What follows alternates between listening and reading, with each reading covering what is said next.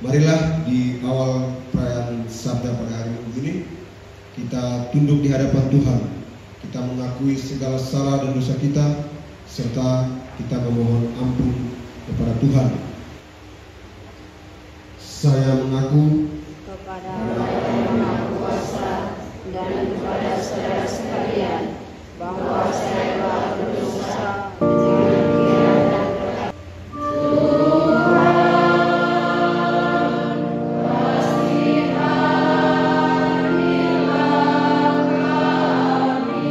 Kemuliaan kepada Allah di surga.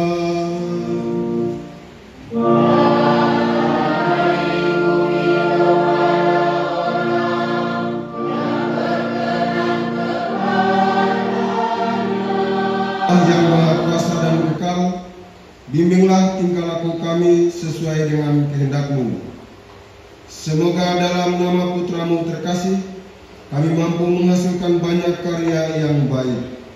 Dengan pengantaran Yesus Kristus Putra-Mu Tuhan kami, yang bersama dengan Dikau dalam persatuan Roh Kudus, hidup dan berkuasa Allah kini dan sepanjang segala masa.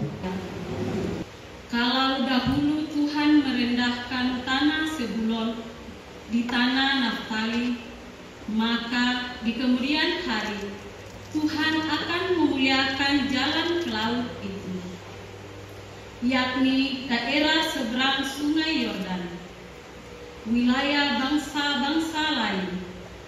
Bangsa yang berjalan di dalam kegelapan telah melihat terang yang besar.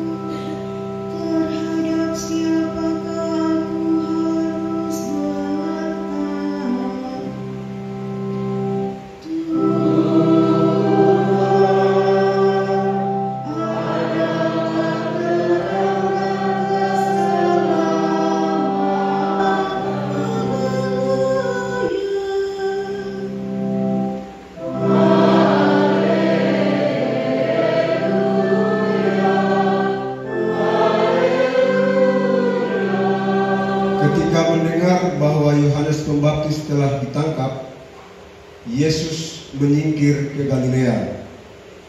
Ia meninggalkan Nazaret dan diam di Kapernaum, di tepi danau, di daerah Zebulon dan Naftali.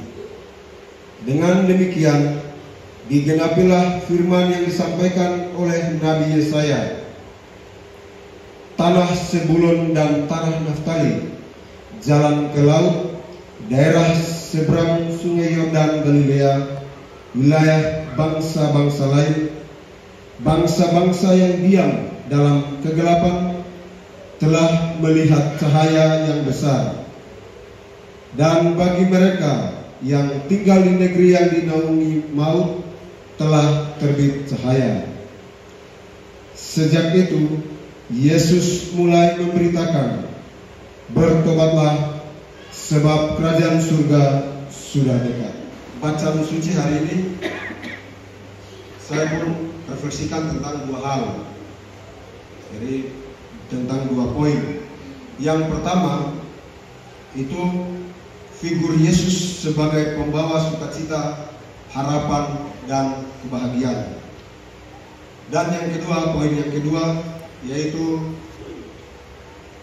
panggilan kita.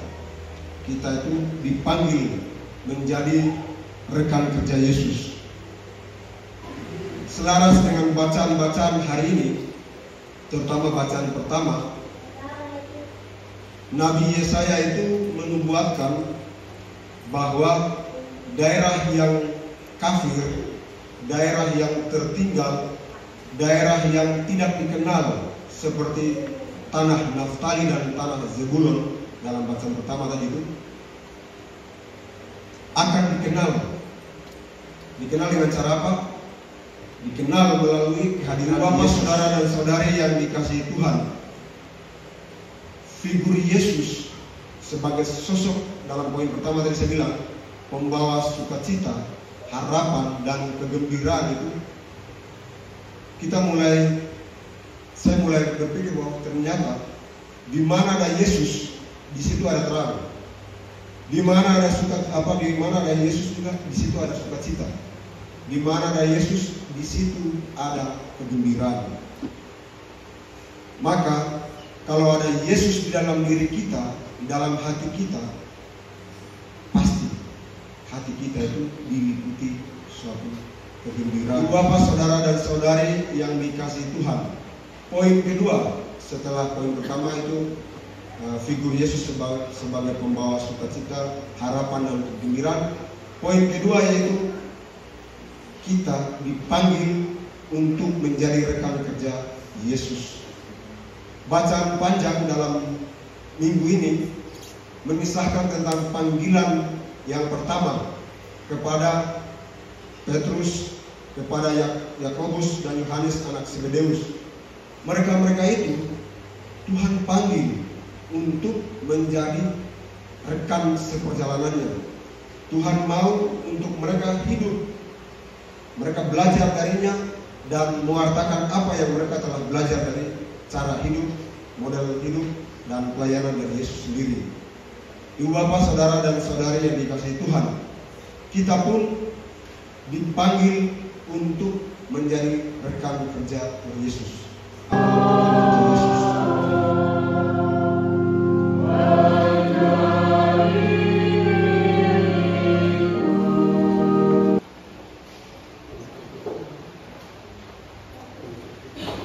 Allah Bapa yang Maha Kuasa dan Kekal, kami bersyukur telah Kau perkenankan menerima sakramen-Mu.